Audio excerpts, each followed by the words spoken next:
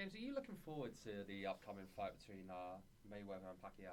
Well, to be honest, not. I have to say not really, because in my mind, there's two narratives to this from both Mayweather and Pacquiao's side. From Mayweather's side, it's easily to say why he's taking this fight. There's a reason why his nickname was called Floyd Money Mayweather. And for Pacquiao's side, it's clearly about legacy. He's one of the ones that is for legacy. You can see that with him coming back and giving Mario Barrios a good run for his money in a fight he should have won. And if the fight in 2015 wasn't too late enough, people were talking about them wanting to see them fight for ages, and it only happened in 2015, far too late, and that was a clear shutout for Mayweather. So now Mayweather's 48, I think, and Pacquiao's 46. How can people see this going any differently to how the first one went? They're older, and they're going to be slower. I don't care what the fantasy people think. They are worse. They are older. They're slower. They're less sharp. There's no doubt in their prime they were great fighters. No one's denying that. But if the 2015 one, which was 11 years ago now, wasn't too late enough, you could see Mayweather shut him out. So how is this going to be any different?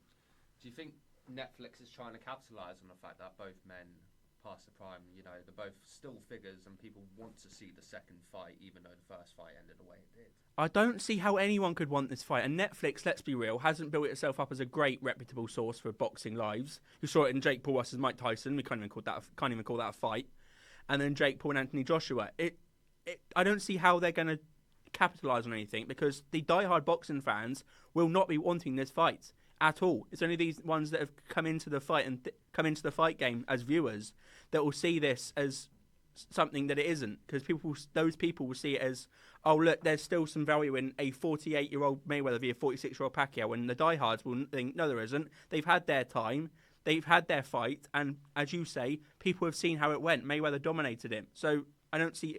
They may capitalise on the youth coming through and watching the sport, thanks to influencers, I dare say, like Jake Paul. It's put more eyes on the sport, but die-hard boxing fans will think it's a travesty.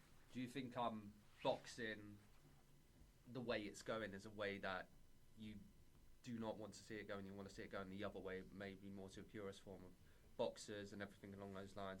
Less of like the fanfare of people coming back into the sport and people who are being out of it, and more focused on, say, people who are in their primes at the moment. Would you like to see that? Well, yes, I would. That's not a far-fetched statement, because before Turkey El Sheikh got involved and Riyadh season got involved, boxing was on its last legs. Turkey saved it a bit, putting Fury Usyk on, Better Be a Bivol, and now with influencers like Jake Paul and KSI, I love him, KSI, but let's be real, he's not a pro boxer. And him and Tommy Fury, yes, Tommy Fury's not a great boxer, but he's still more of a pro boxer than any of the other ones, any of the other influencers that have tried to make their way in the sport. So I don't see how people can like the way the sport's going. But as I said, before Turkey got involved and Riyadh season got involved, the sport was on its last legs. Turkey saved it a little bit, and in my opinion, now all these influencers are coming in, and misfits, and all the UFC ones having a go, like Luke Rockhold and Darren Till and so forth.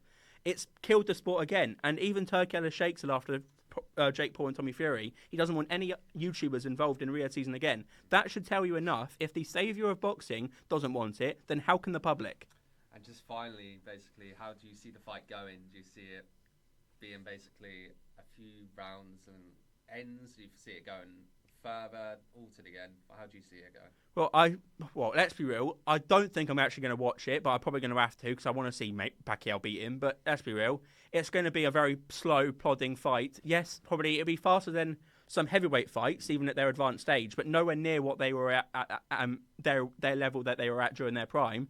And in my opinion, this scenario is a bit similar to when it didn't happen, but in 1999, where it was rumoured that a 50-year-old George Foreman was going to take on a 49-year-old Larry Holmes. And it didn't come through, the money fell apart. But that would have been a very slow fight, a very boring fight. And yes, I think it might be a bit more exciting than that. It will be very much more boring than what we saw in 2015 and before that in their primes, because I just don't think they're at that level anymore. They can't be. They're 10 years older, 11 years older.